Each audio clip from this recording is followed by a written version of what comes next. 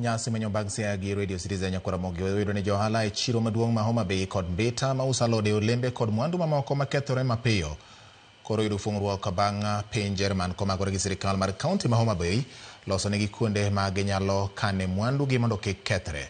Kuonde kano mwandu go mabende tiyo gi teko mar chieng' kata solar cooling system olosi gi kambi mar solar mawuok e piny mar Jerman mong'ere ni Solar Solutions Manufacturer mar reso jo-ohala ma osebedo ka yudo lal. Jalup jambetre mar piny Jerman e pacho ka Alexander Fili gi jatend migao ma ochung' ne ohala e sirikal kaunti ma Homabay jo-ohala manotelo ne chenro mar yawo kuonde kano mwandu go koni gidhi reso jo-ohala ma uso mwandu ma kethruok gi yot.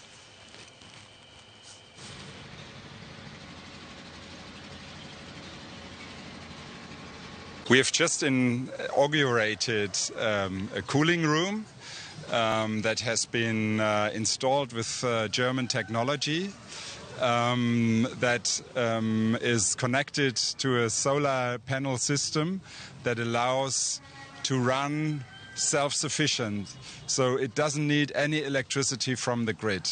The good thing is that is good for the climate, that is good for the environment, and it makes the whole thing also economically more viable.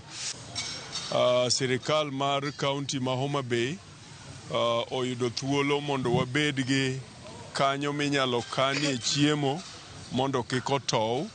En kanyo ma oger makoro gima keto bedo mang'ich tiyo mana kod liet mar chieng'. Mine wanyalo kano alot, nyalo kano nyanya, nyalo kano gik mopogore opogore manyiso ni gige gi sani koro ok nyal kethore. Omiyo wakwayo kendo wagombo ni sama koro ibikete gimiluongo ni chudo makare man storage to ung'e yo munyalo konyogo mine gi kendo kete e moderate limo maber kabisa manyalo konyo mine gi ma ok gikete mal ahinya.